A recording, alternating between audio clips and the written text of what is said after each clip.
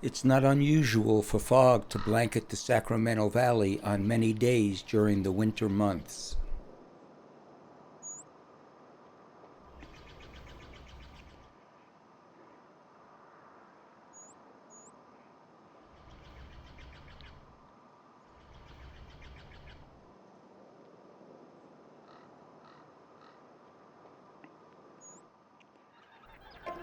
The valley contains numerous wetlands, flooded rice fields, and several wildlife sanctuaries, all hospitable environments for the millions of birds that have flown south on the Pacific Flyway from as far away as Siberia. They come here to rest and make their homes for the winter months when their northern habitats are frozen.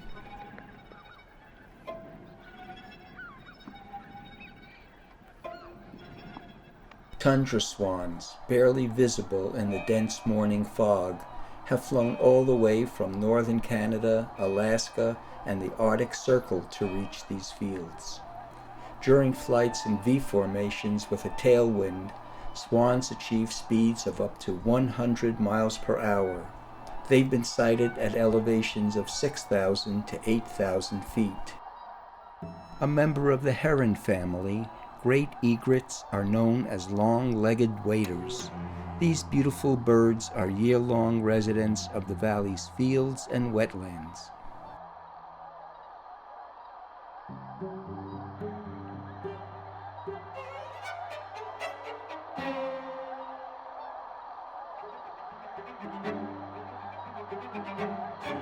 Swans mate for life, though separation does sometimes occur, particularly following nesting failure.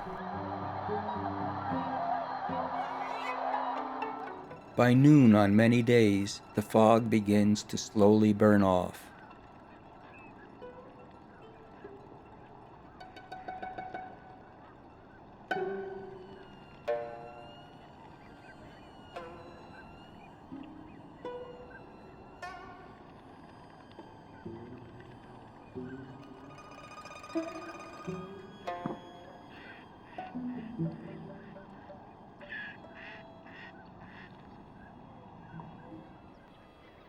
Two black-tailed deer share a small island in the wetlands with a great egret. As its name implies, the great egret is larger than the snowy egret.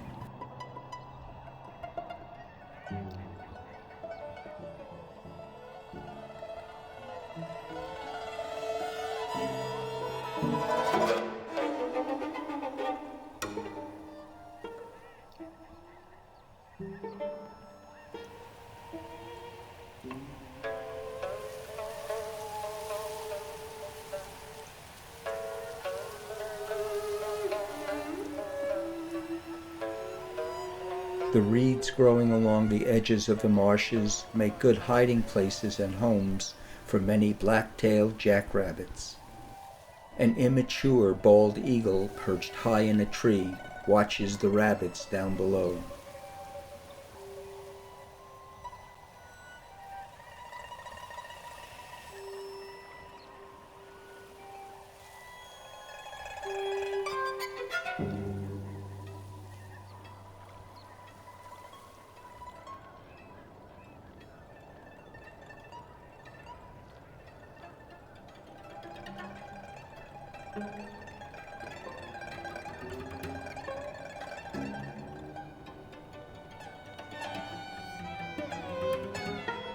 The American coot is a common fixture of waterways all across America.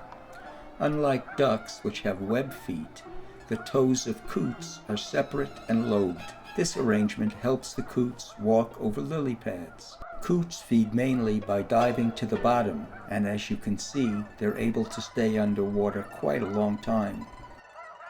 Coots also eat the vegetation that's closer to the surface in shallow waterways.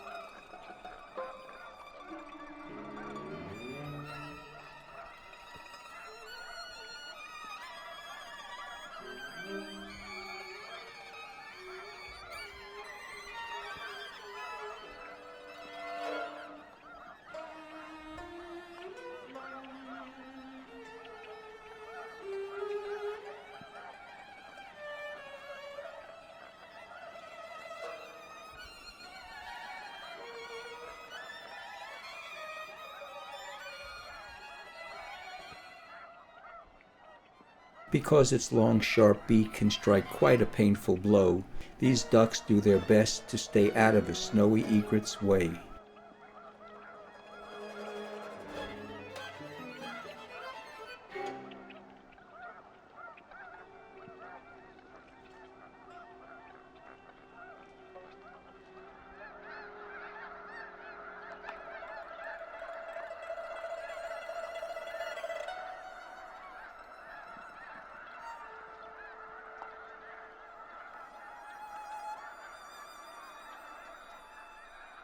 Numerous small mammals, like this striped skunk and the rabbits seen earlier, make their homes in and around the wetlands.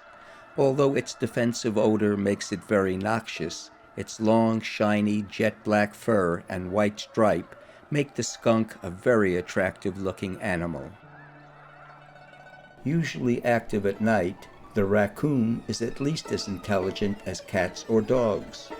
This raccoon is using its highly developed manual dexterity and sense of touch to feel along the bottom of the waterway with its front paws, searching for crayfish or other edibles.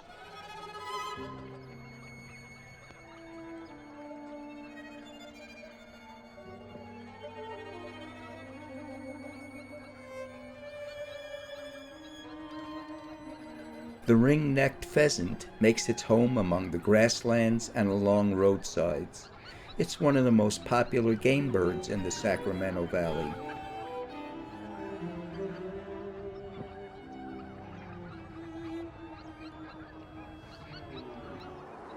The rice fields have been flooded in preparation for the upcoming planting. Containing leftover rice, rice stubble, as well as crayfish and slugs, the fields make excellent dining areas for many of the birds and waterfowl. That's Mount Lassen on the right. It erupted violently in 1914 and 15, sending a surge down one side of the volcano, obliterating everything in its path. Flocks of snow geese, Ross's geese, and white fronted geese search the fields for food. Tens of thousands of snow and Ross's geese fly here each winter from their nesting grounds in northeastern Siberia and the Arctic tundra of western North America. Snow geese and Ross's geese are pure white with black-tipped wings.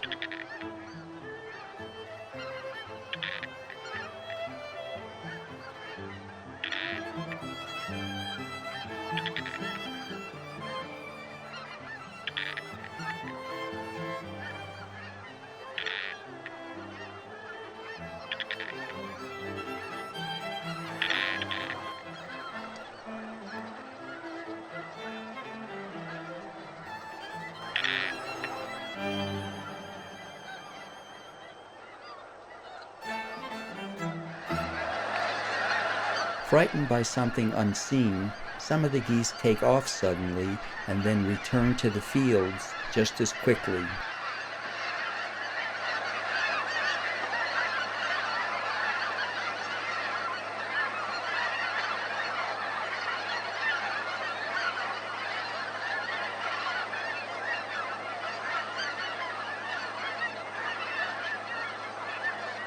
In late February and March, one sometimes hears the distinctive honking sounds of snow geese off in the distance.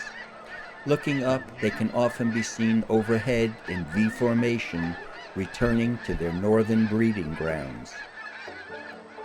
For a time, these geese move as if they were of one mind, but after a short while, each appears to regain its individual control.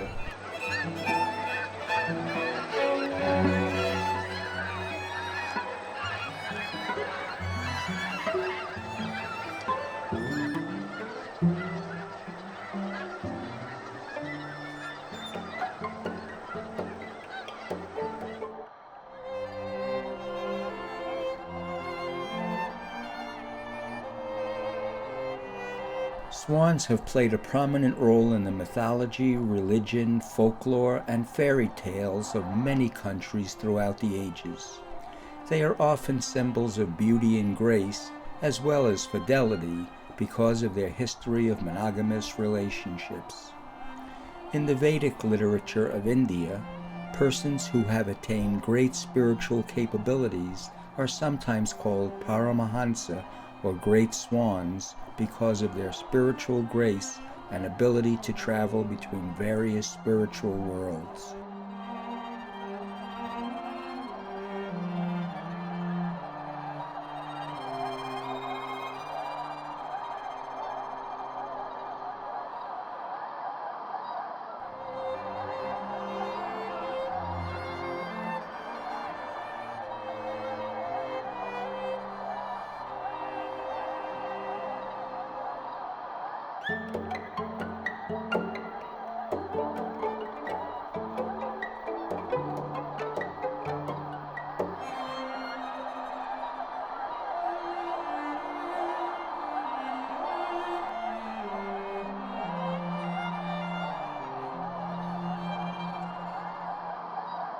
The harrier, or marsh hawk, is distinguishable by its white rump. Its sensitive ears can detect the squeaks of field mice as it flies low over fields and marshes. The bald eagle is the national bird of the United States of America. As seen earlier in this film, immature bald eagles are primarily brown. The bald eagle's head, neck, and tail gradually whiten with each successive molt until it attains its characteristic white features at about 5 years of age. I once heard that Benjamin Franklin, one of our nation's founding fathers, preferred the wild turkey over the bald eagle as the country's national bird. Although the bald eagle eats carrion and sometimes captures crippled waterfowl, it's primarily a fish eater.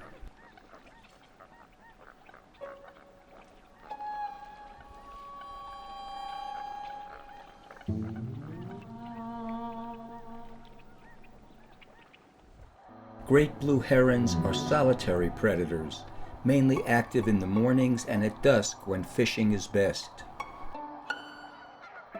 A flock of geese prepares to land in one of the flooded rice fields. While some geese come here from as far away as northern Russia, others breed across North America from Alaska to Labrador.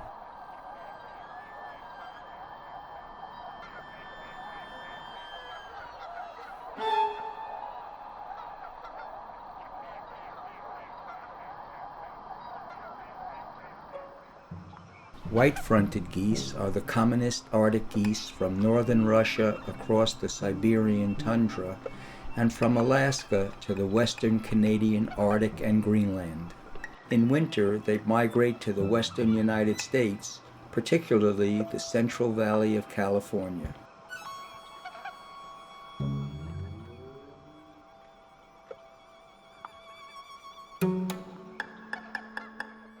The Canada goose is recognizable by its long black neck, black head and bill, and white cheek patches.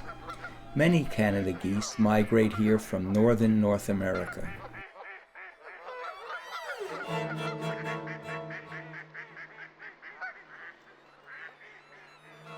Knowledge of the migratory routes and seasonal homes is passed on by the parents to the offspring during a single migration. The long, sharp beak of the yellowlegs, a variety of sandpiper, is very well suited for probing for food in the mud of the flooded rice fields.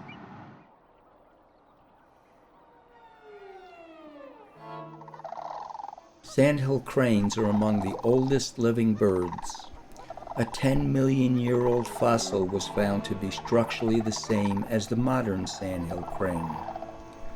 Today, these large birds are found predominantly in North America, where they inhabit wet meadows and grasslands. They can live up to the age of 25. Mated pairs stay together year-round and migrate south as a group with their offspring. The red-tailed hawk is very common in this area. Although it's generally non-aggressive towards other birds, it's commonly harassed over territorial disputes, though it's generally not injured. Mallards are the ancestors of our domestic ducks. A male and female mallard are seen drying off by standing on a log in the sun. The great blue heron stands up to 4.5 feet tall and can have a wingspan more than 6.5 feet long. Great blue herons are very territorial and will fight fiercely to maintain their terrain.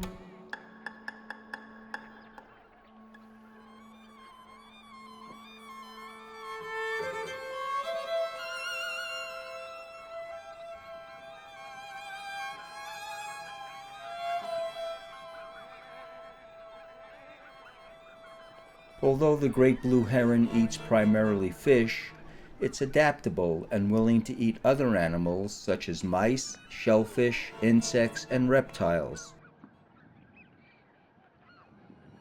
When foraging, great blue herons often stand silently, waiting for prey to come by, which they then strike suddenly.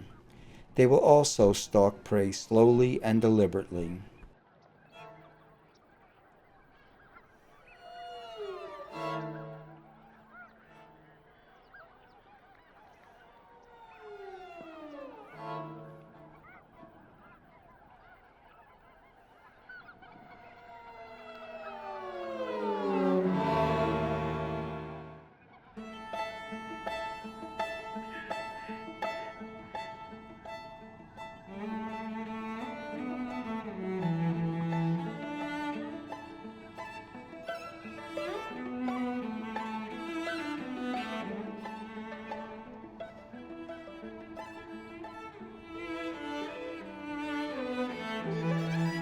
Northern shoveler ducks need shallow open water where they can use their large bills to sieve the water, mainly for animal matter.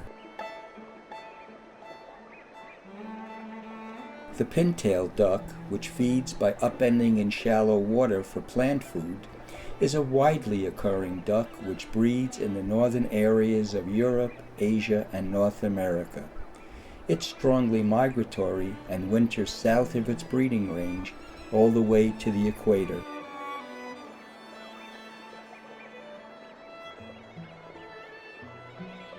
The robin is probably the best known of all North American birds. The melodious song of the male is regarded by many people as the true herald of spring. Red-winged blackbirds form the nucleus of huge flocks of mixed blackbird species that feed in fields, pastures, and marshes from early fall to spring. Although they're often considered pests because they eat grain in the fields, farmers benefit because the birds consume large amounts of harmful insects.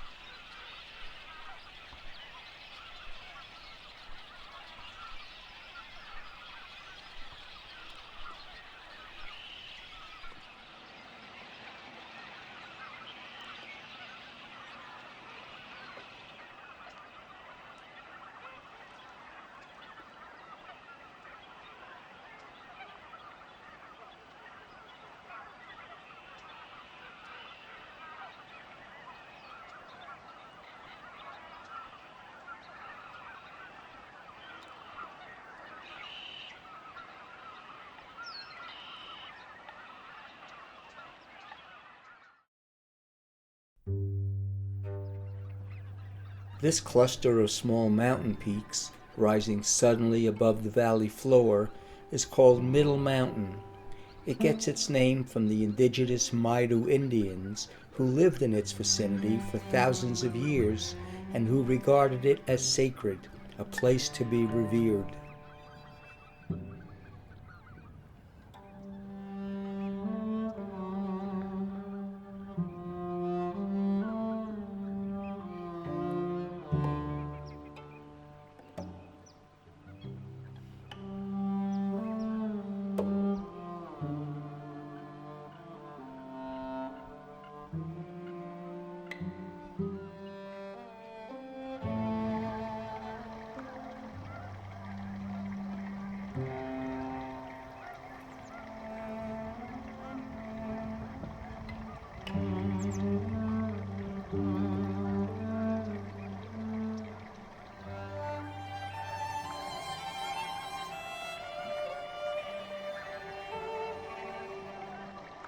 Herons feed in shallow water or at the water's edge. They locate their food by sight and generally swallow it whole.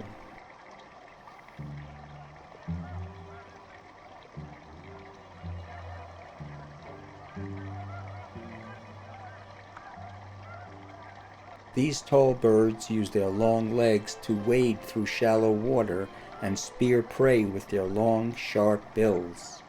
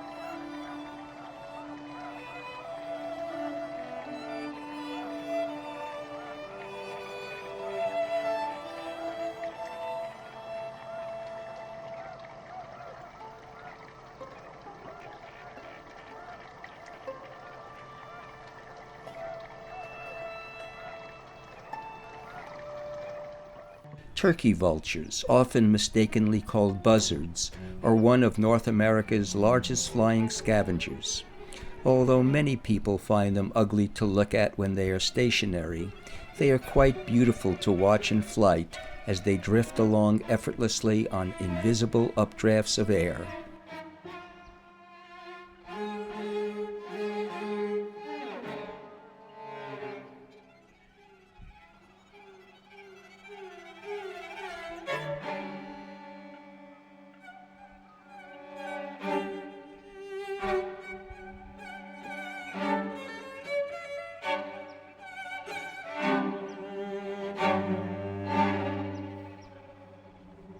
Vultures help keep the environment healthy by consuming the flesh of dead animals.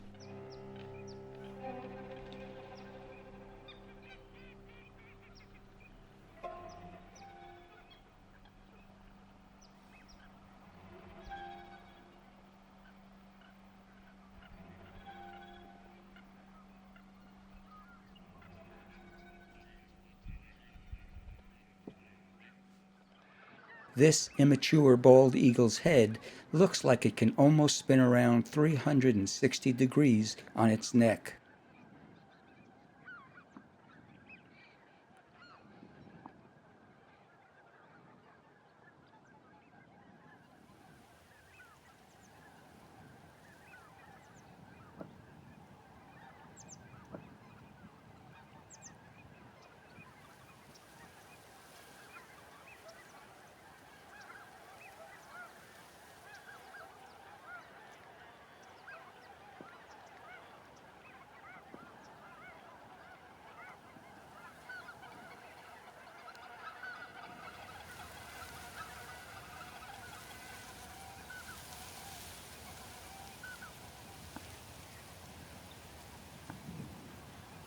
The red-tailed hawk is one of the most widely distributed hawks in the Americas.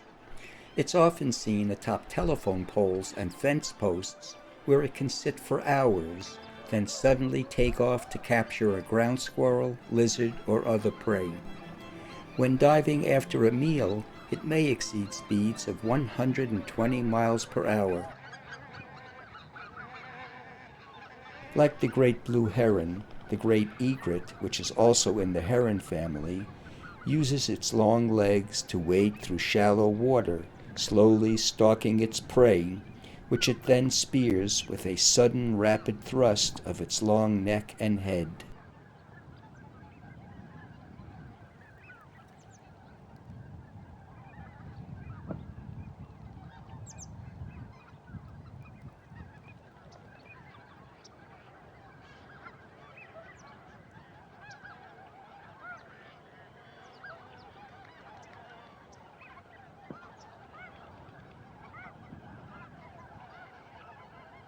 Over the last 20 or 30 years, snow geese populations have been growing exponentially in most parts of their ranges. Some colonies are becoming so large that the geese are destroying their nesting habitats, and hunting is being encouraged to decrease their populations. But even hunting has not slowed the dramatic increases in population size.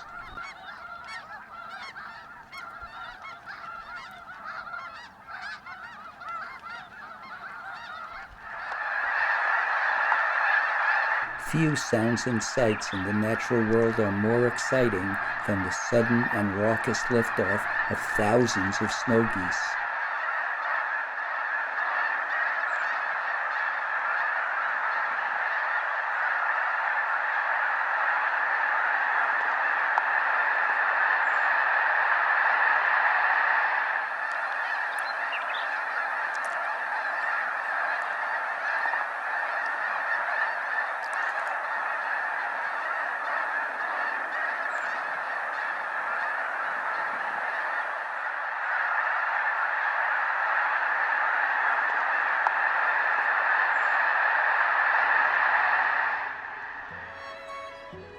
As dusk approaches and the sun gets lower in the sky, the water acts as a mirror, reflecting the sun and the colors of the fading light.